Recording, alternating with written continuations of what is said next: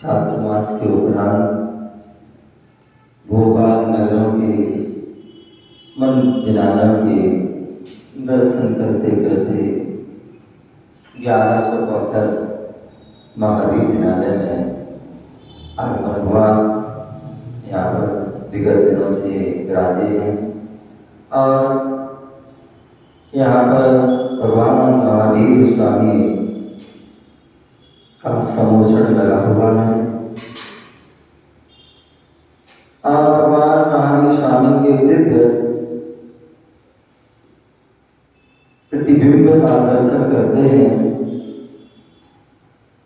तो वास्तविकता में वह चतुर्थ काल की याद आ जाती है जब भगवान का समोचन लगा हुआ और उनकी दिव्य प्रभा दूर दूर तक जो है नजर आती है। जब ये गेट खुल जाता है ना तो दूर से भगवान ऐसे लगता है कोई जो सूरज निकल रहा है, सामान्य सूरज नहीं, जहाँ पर हजारों सैकड़ों लाखों एक सूरज एक साथ निकल रहे हो, ऐसे वह जो है प्रतिमा की जो प्रतिबिंब का ऐसा प्रभाव, ऐसा जो ऊर्जा, ऐसा जो वह दर्शन होते हैं। ऐसे भगवान महावीर स्वामी जिनकी जो दिव्य ध्वनि थी उसी दिव्य ध्वनि का हम अनुष्ठान कर रहे हैं। जिसे आचार्य भगवंतों ने शास्त्रों में लिपिबद्ध किया। कुंद स्वामी ने वेद सार ग्रंथ के माध्यम से श्रावक और साधु का क्या धर्म है, क्या लक्षण है, क्या उनकी परिभाषा है, वह यहाँ बता रहे हैं। यहाँ पर 11वें नंबर की जो है गाथा चल रही है, जहाँ पर मुनिराज का धर्म क्या है उसका व्याख्यान चल रहा है। पूज्य आचार्य भगवत गुरुदेव विराट सरणी महाराज ने भी क्या उनका ज्ञान, क्या उनका चिंतन था कि 2000 वर्ष पूर्व आचार्य कुंद स्वामी हुए, जो उन्होंने अपने जो है शास्त्रों में लिखा, उनकी जो है एक एक गाथाओं के एक एक शब्द और उसके अर्थ को कितना उन्होंने चिंतन किया कि इसका अर्थ क्या है, क्या कहना चाह रहे हैं आचार्य भगवत, क्या बतलाना चाहते हैं, क्या व्याख्यान करना चाहते हैं। उन गाथाओं के एक एक शब्द को जो है अपनी टीका के माध्यम से, रत्नात्रय वर्णन टीका के माध्यम से वह व्याख्यान कर रहे हैं। यहाँ पर ध्यान झैणम यति धम्मो, ध्यान और अध्ययन ये यति का धर्म है, मुनि का धर्म है। तो उस ध्यान का वर्णन चल रहा था कि ध्यान क्या चीज है। तो उस ध्यान की यहाँ पर परिभाषा बताई, उसके भेद प्रभेद बताए, और उन भेद प्रभेदों में वर्णन चल रहा था कि वह ध्यान प्रशस्त और अप्रशस्त के भेद से वह 2 प्रकार का है। और उसमें जो है प्रशस्त ध्यान बताया था। अप्रशस्त ध्यान किन किन कारणों से होता है, जो हमारा दिन रात जो है चलता रहता है, किन किन माध्यम से होता है, किन किन हेतुओं से होता है, किन किन कारणों से होता है, उसके बारे में बताया गया था। कल यहाँ पर आचार्य भगवान सुचंद्र आचार्य ज्ञानानंद ने प्रशस्त ध्यान के क्या हेतु बताए, क्या कारण बताए। तो उसके लिए कल हमने जाना था, सबसे पहला उन्होंने कारण बताया था, और वो कारण था क्या, शुभ उपयोग। राजू भाई, नल के नीचे बर्तन रखोगे तो भर जाएगा, नल के बगल में रखोगे तो क्या रहेगा, खाली रहेगा।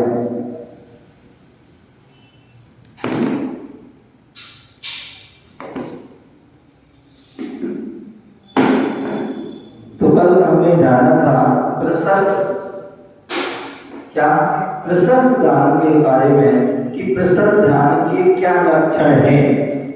तो उसके लिए बताया था शुभ उपयोग।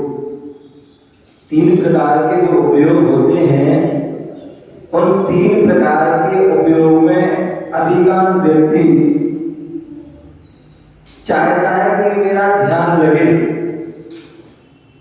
क्या करें, चाहता तो वो ध्यान लगे, लेकिन वह उसका जो है उपयोग जो है अधिकांश समय उपयोग उसका अशुभ उपयोग रहता है। अशुभ सोचता है, अशुभ बोलता है, अशुभ वह करता है। अब जो सारे अशुभ करते हो तो आपका वो शुभ कैसे हो सकता है, शुभ कैसे हो सकता है। हम चाहते कि हमारा शुभ ध्यान हो, तो उसके लिए उपयोग भी हमारा क्या होना चाहिए, शुभ होना चाहिए। जिसके लिए मैंने कल बताया था कि हम चाहते हमारा उपयोग शुभ हो, तो उसके लिए हमें क्या करना होगा, द्रव्य शुद्धि और भाव शुद्धि भी आवश्यक है। क्या है? द्रव्य शुद्धि और भाव शुद्धि आवश्यक है। द्रव्य शुद्धि में जो मतलब जिसे शरीर शुद्धि कहते हैं वह भी होना आवश्यक है, और भाव तभी वह शुद्ध होगा। आप सोकर के उठते हो, उस समय आपके भाव अलग होते हैं, और जब स्नान कर लेते हो, स्नान कर लेते हो तो अलग भाव होते हैं, और उसके बाद शुद्ध वस्त्र पहन लेते हो तो उसके अलग भाव होते हैं। क्या होते हैं? अलग भाव होते हैं। यहाँ तक कि ड्रेस का भी प्रभाव पड़ता है, ड्रेस का भी प्रभाव पड़ता है। आप सफेद, क्या सफेद वस्त्र पहनते हो जो शुक्ल वेश्या के प्रतीक है, पवित्रता का प्रतीक है, ऐसे सफेद कपड़े पहनते हो तो आपके भाव भी सफेद हो, स्वच्छ हो, पवित्र होंगे, निर्मल होंगे। यदि आपने केसरिया कपड़े पहन लिए तो आपके जो है भाव होंगे कि हम पूजा कर लें, हम दर्शन कर लें, अभिषेक कर लें, दान कर लें, कोई विशेष अनुष्ठान कर लें, तो उसका अलग हरे कपड़े होते हैं, हरे कपड़े होते हैं। और हरे कपड़े कहाँ मिल जाते हैं? हरे कपड़े कहाँ होते हैं? जहाँ कोई बीमार हो, वहां पर पर्दे आदि लगाए जाते हैं ना। तो कैसे हरे पर्दे आदि लगाए जाते हैं, कहीं कुछ लगाया जाता है, तो उसका अलग। यदि आपने एकदम डार्क लाल कपड़े पहन लिए, केवल लाल, तो हो सकता है आपके लिए क्या हो सकता है?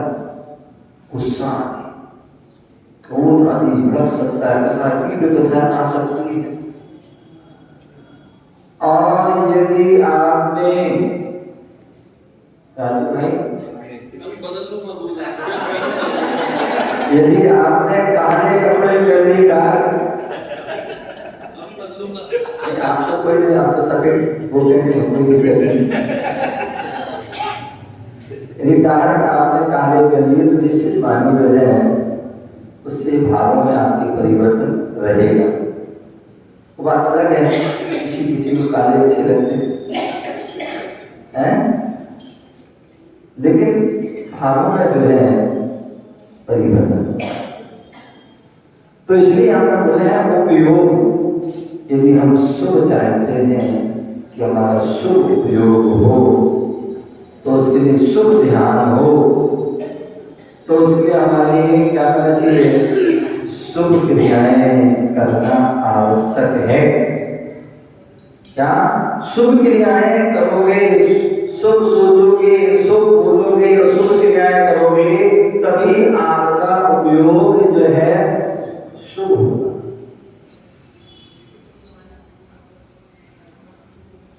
आप यदि मानिए श्रीमती अरविंद, यदि आप जो है कि अंदर गुस्सा आ गया, क्रोध आ गया, क्या अरविंद जी पर गुस्सा आ गया, तो आपका उपयोग उस समय कैसा होगा? हैं? कैसा उपयोग होगा? अशुभ होगा। क्या होगा? अशुभ होगा। लड़ते समय कभी जो है, या क्रोध करते समय, क्रोध, मान, माया, लोभ, ईर्ष्या, द्वेष आदि करते उस समय आपका जो है उपयोग कैसा होगा? शुभ नहीं होगा।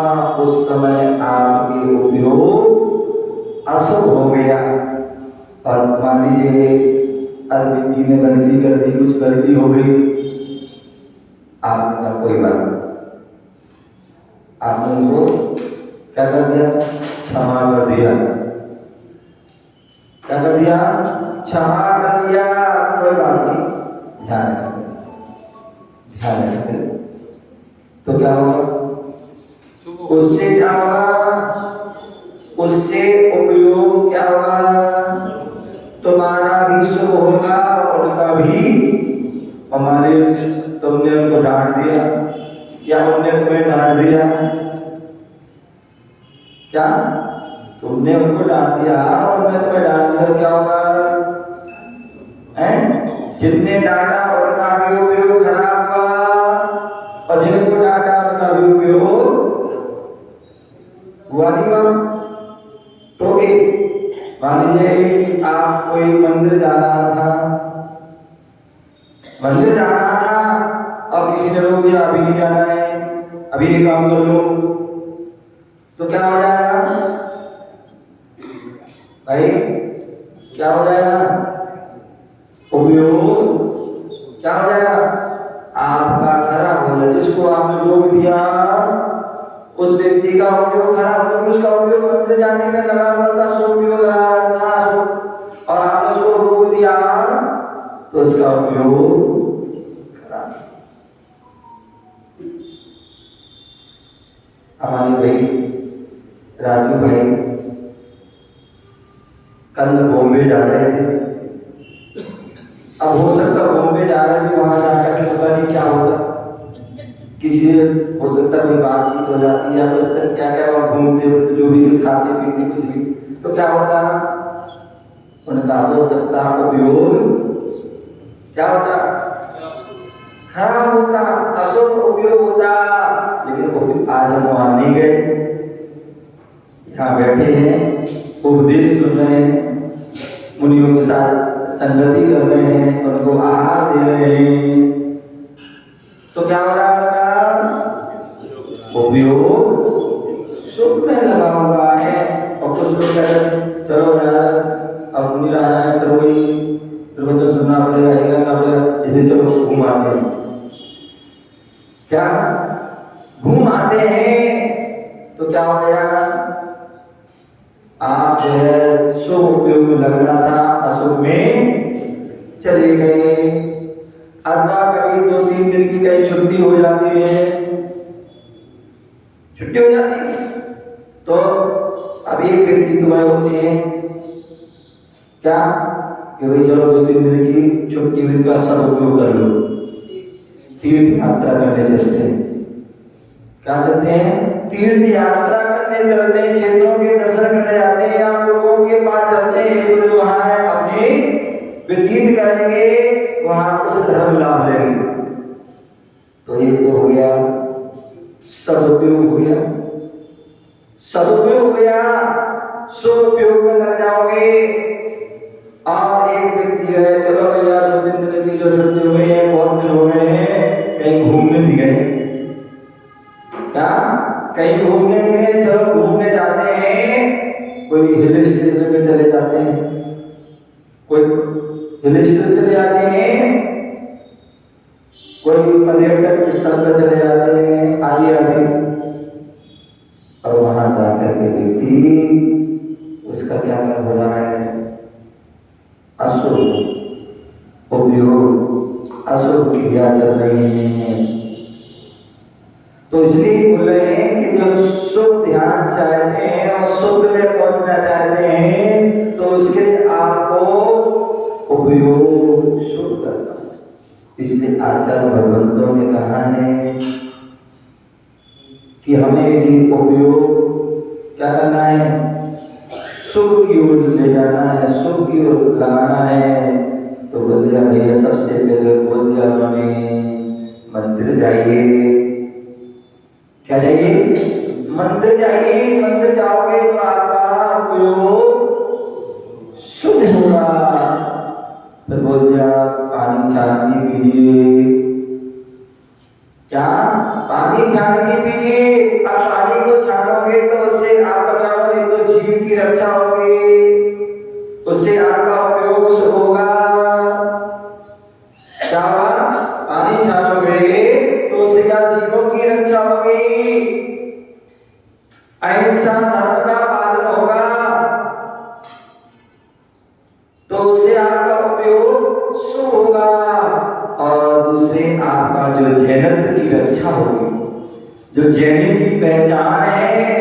उसकी भी रक्षा होगी, उसका पालन होगा, तो उससे भी आप रात्रि भोजन नहीं कीजिए,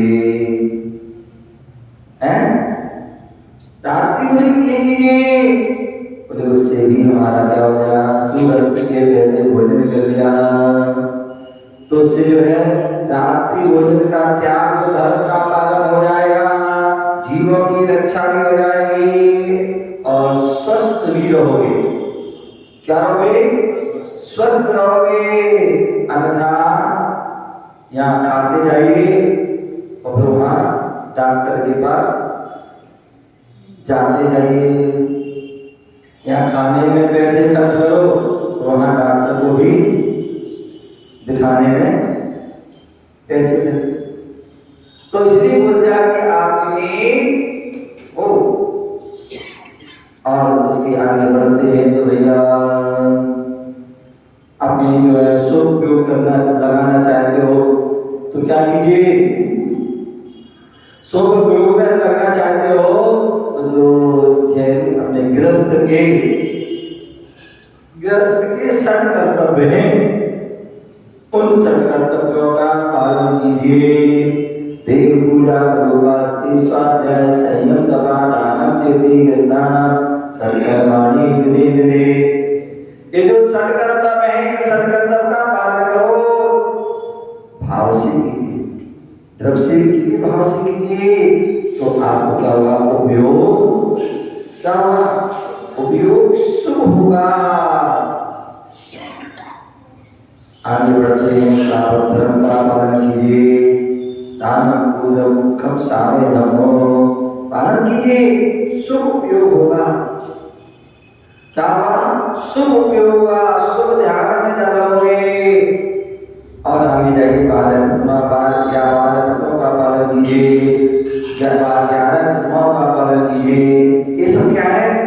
शुभ उपयोग, शुभ ध्यान की ओर अग्रसर हो जाओगे। और जब इतने में परफेक्ट हो जाओगे तो और आगे बढ़िए और पूर्ण वैराग को धारण करके मुनि व्रत का पालन कीजिए। मुनि व्रत का पालन कीजिए, मुनि व्रत का पालन करोगे तो व्रतों को, महाव्रतों को आदि 28 व्रतों का पालन करोगे और वहां भाव से करोगे, ध्यान से करोगे तो वहां आपका जो है प्रशस्त, जो है उत्कृष्ट जो ध्यान है, निर्विकल्प ध्यान तक आप पहुंच जाओगे उन क्रियाओं के माध्यम से। तो इसलिए हमारे शुभ उपयोग एक हमारा सबसे बड़ा प्रशस्त जो है कारण, प्रशस्त ध्यान में कारण है कि शुभ उपयोग हो हमारा। हम अशुभ से बचना चाहते हैं तो शुभ में लग जाओ, शुभ के लिए, प्रयास के लिए। तथा बोलिया शुद्ध वेश्या का आश्रय लीजिए। क्या लीजिए? बोले शुद्ध वेश्या का आश्रय लीजिए। वेश्या जो हमारे परिणामों का क्या है, थर्मामीटर। जैसे बुखार नापने का थर्मामीटर होता है ना, ऐसी परिणामों को नापने का यदि कोई मीटर है तो वो थर्मामीटर है, आपके अंदर क्या चल रहा है। तो वेश्या जो आत्मा को कर्मों से लिप्त करे वो ऐसी वो वेश्या है, और वो जो है अशुभ वेश्या और शुभ वेश्या, ऐसी वह दो वेश्याएं हैं मुख्य रूप से। और वैसे 6 वेश्याएं होती हैं। कितनी? 3 वेश्याएं। आदि की जो 3 वेश्याएं हैं वो अशुभ वेश्याएं हैं। क्या है? अशुभ वेश्याएं। और अंत की जो 3 है वो शुभ वेश्या। कृष्ण, नील, काकोर, ये अशुभ वेश्या, अशुभ वेश्या है। बोले नारकियों में 3 वेश्याएं पाई जाती हैं।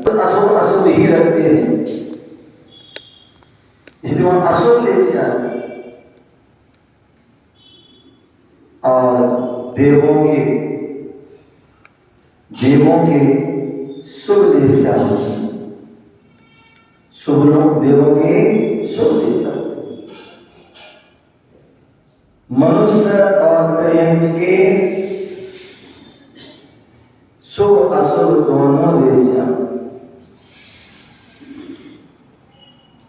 और मनुष्य जो है उत्कृष्ट वेश्या आदि को भी वह प्राप्त कर सकता है, और यहाँ तक कि वह वेश्या रहित भी हो सकता है। ऐसी वह वेश्या, तो हमें जो वेश्याओं का जो है हमें आश्रय लेना है, तो कौन सी वेश्याओं का आश्रय लेना? कृष्ण वेश्या का आश्रय नहीं लेना। कृष्ण वेश्या होगी जिनका कलर काला होता है। क्या होता है? काला, एकदम अशुभ परिणाम उनके रहते हैं।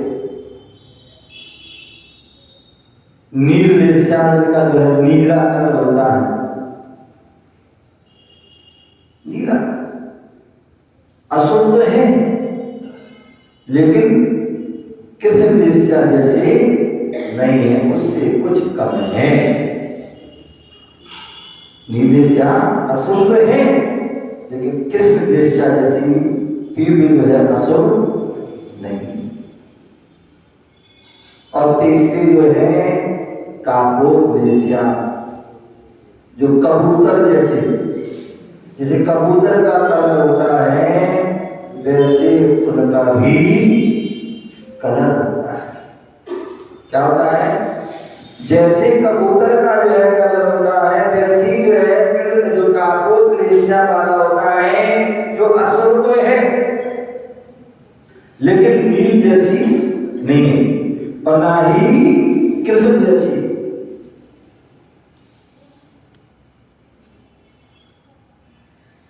क्या है? कापोत वेश्या अशुभ तो है, लेकिन वह नील जैसी नहीं। इसलिए आचरण है तीव्रतर।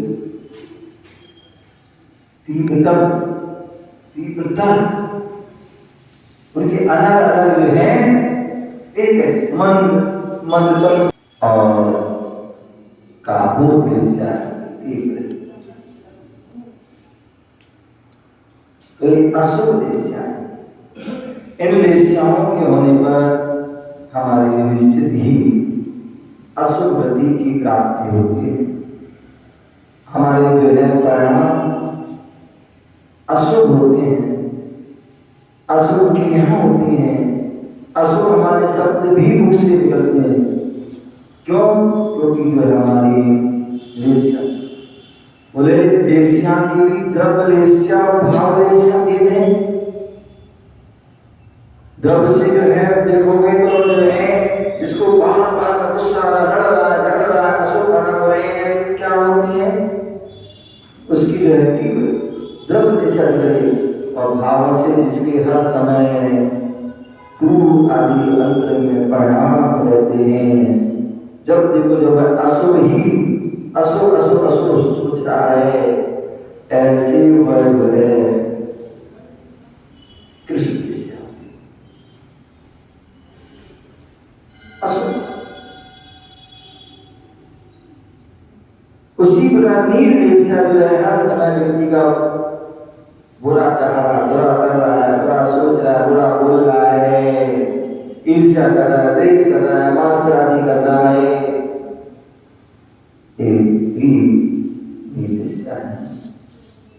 कापोत वेश्या, वहां पर भी उसके अशुभ रूप के अशुभ परिणाम होते हैं, अशुभ अशुभ ही होते हैं। इसलिए वह तीनों वेश्याएं त्याज्य हैं, छोड़ने योग्य हैं।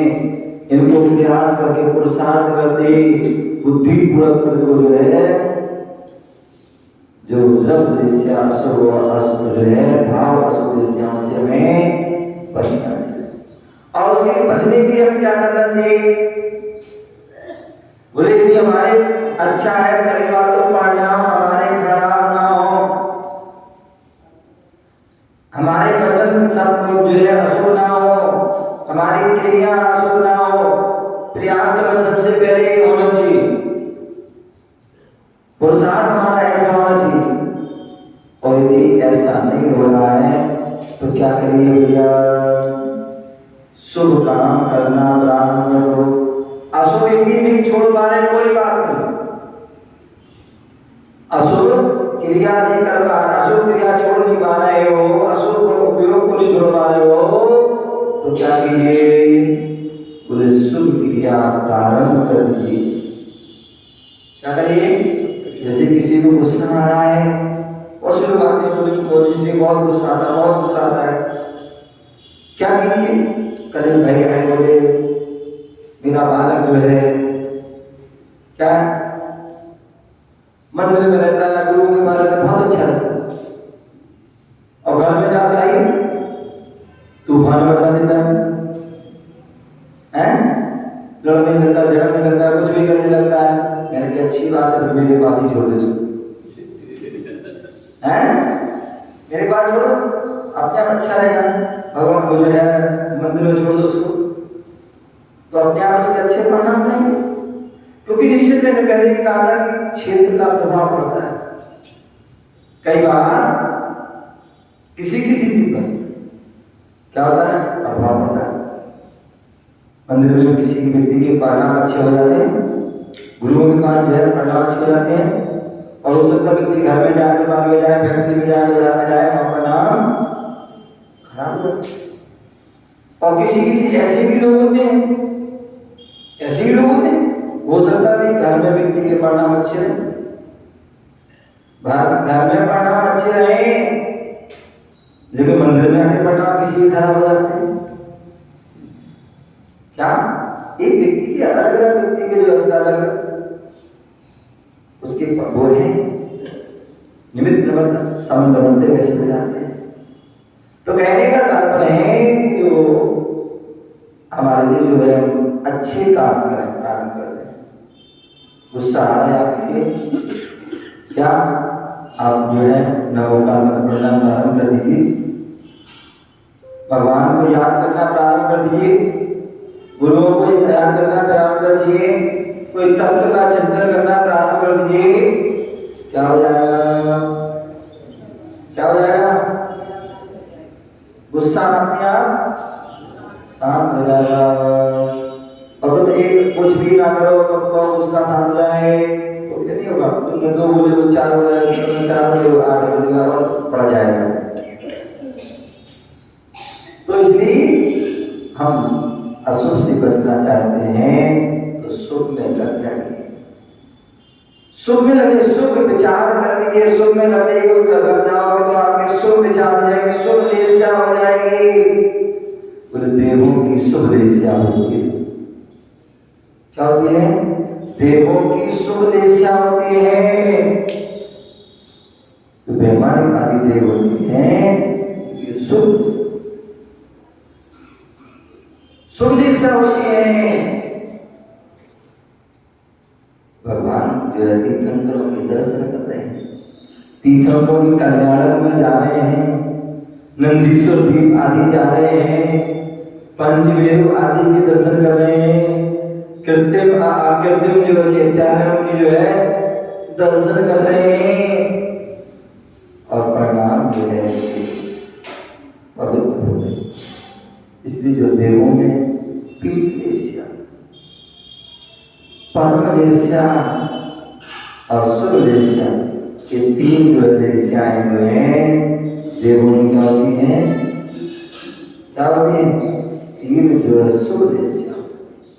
जैसे जैसे ऊपर देव चले जाते हैं वैसे वैसे की क्या होती है, लेस्या, और कसाएं आदि मंद होती हैं। नीचे के जो देव हैं चौदह ईशान आदि इनकी जो है कसाएं क्या होती हैं, मंद, और ऊपर जाते हैं मंद कम हो जाती है, और ऊपर जाते हैं तो मंद तार हो जाती है, और शुक्ल आदि लेस्या हो जाता है। और यही कारण है सर्वासिद्धि आदि के देव इतने मंदिर हो जाते हैं तो एक भवतारी होते हैं। क्या होते? एक भवतारी, एक मनुष्य अवतार करेंगे और मोक्ष चले जाएंगे। मनुष्य जो होते हैं उनके जो है अशुभ लेस्या भी हो सकती है और शुभ लेस्या भी हो सकती है, क्योंकि हमारे परिणाम जो है कहते हैं हर समय परिवर्तन होते रहते हैं। मैंने कहा था ना, जैसे तराजू है ना, तराजू में ऊपर नीचे होते हैं। जैसे तराजू में पॉइंट रख दिया आपने, क्या कौन सा पाठ? क्रोध का पाठ, मान का, मायाचारी का, लोभ का, ईर्ष्या का, द्वेष का, मोह का पाठ में रख दिया तो क्या हो जाएगा? नीचे हो जाएगा। और जैसे जो है पाठ आपने उसको हटा दिया, क्रोध को हटा दिया, मान को हटा दिया, मायाचारी को हटा दिया, लोभ को हटा दिया, जैसे हटा दिया होगा वैसे वैसे वो जो है आपका अल्लाह ऊपर हो जाएगा। तो इसलिए जो है मनुष्यों के लिए कहा जाता है क्षमो लेस्या पाई जाती हैं।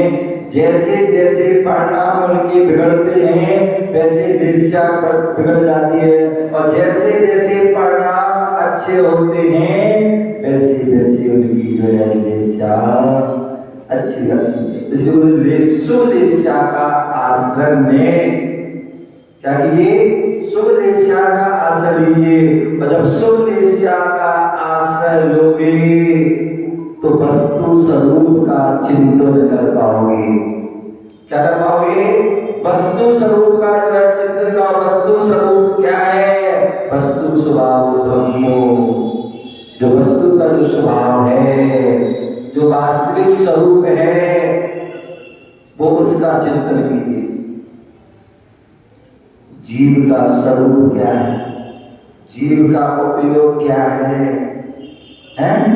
जीव का स्वरूप है चेतना, उसका स्वरूप है, उसका उपयोग, उसका जो ज्ञान दर्शन उपयोग है, उसका स्वरूप है। जो जीता है, जीता था, जी रहा है, आगे जिएगा, ये उसका जल का स्वरूप क्या है? डॉक्टर साहब, जल का स्वरूप क्या है? जी, जल कैसा होता है? शीतल। क्या होता है? ठंडा उसका स्वभाव होता है। आप कितना भी उसको बॉयल कर लो, क्या कितना भी बॉयल कर लेना, लेकिन एक समय तो बहुत समय उसके बाद धीरे धीरे वही अपने स्वरूप में आ जाए, क्योंकि उसका स्वरूप शीतलता है। और अग्नि का स्वभाव क्या है? अग्नि का स्वभाव क्या है? उष्णता है। जल रही है तब भी जो है उष्ण है, और जलने के बाद भी उष्णता रहती थी। ये अम्मा बैठी है, ये कुर्सी वाली अम्मा, इन्होंने पहले चूल्हे पर रोटी बनाई होगी। हाँ, पता है अम्मा। तो क्या होता था? चूल्हे को जब हम जलाते थे गर्म होता था, और चूल्हे भुजने के बाद भी क्या? भुजने के बाद भी उसमें हड़िया रखी रहती थी, जिससे कि उसमें जो है क्या होता था? गर्माहट से जो है वस्तु भी क्या होती थी? पहले के लोग जो है उन्हें आज के लिए जो शुद्ध भोजन अपने आप ने तैयार किया, मिला आ गए, हो सकता थोड़े लेट हो गए तो ठंडा हो जाएगा भोजन। शास्त्रों में लिखा है, आगम में लिखा है कि साधु के लिए ना एकदम ठंडा भोजन देना चाहिए और ना ही एकदम गर्म होना चाहिए।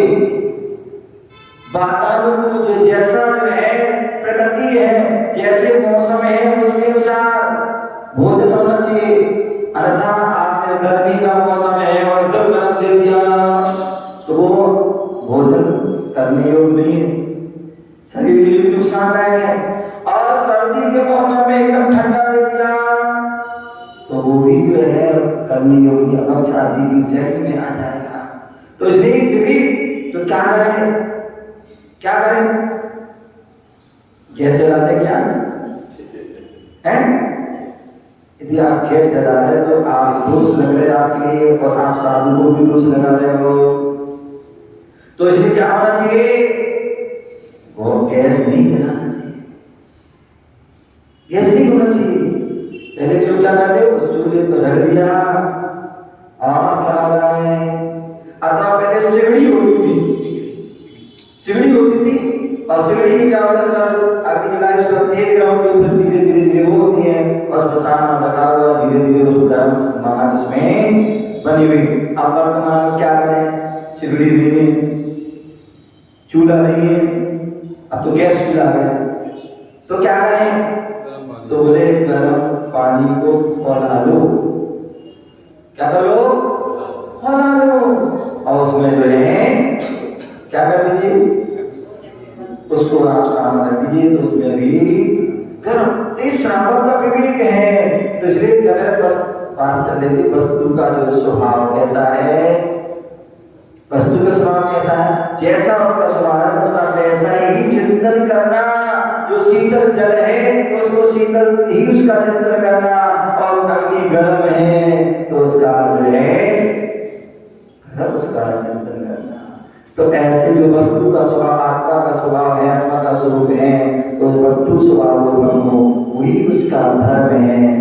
ऐसे उस धर्म का हम चिंतन करें, और उससे जो है उत्पन्न हुआ जो ध्यान है, वह ध्यान ही प्रशस्त ध्यान कहा जाता है। ऐसा ध्यान साधुजन करते हैं, श्रावक को भी यथायोग्य उसको अभ्यास प्रयास करना चाहिए, तो वह भी कुछ हद तक अपने चित्त को एकाग्र कर सकता है। साधु संत हर समय अपने ध्यान चिंतन, अपने स्वाध्याय आदि के माध्यम से और प्रशस्त ध्यान की ओर और शुभ लेस्या, शुभ लेस्या की ओर वह शुद्ध लेस्या की ओर अग्रसर होते हैं। तभी उनका उपयोग शुद्ध होता है, और शुद्ध के अशुभ क्या शुद्ध भी हो जाता है, और उनके शुद्ध होने पर उनके प्रतिक्षण कर्मों की जो है संबंध भी होता है, और निर्जरा भी होती है, और धीरे धीरे करते करते एक दिन समस्त कर्मों के निर्जरा होने से मुक्ति की भी प्राप्ति हो जाती है। ऐसा में चिंतन करें, ध्यान करें, मनन करें, और जीवन को श्रेष्ठ बनाएं। इसी भावना से जय गुरु महावीर भगवान की।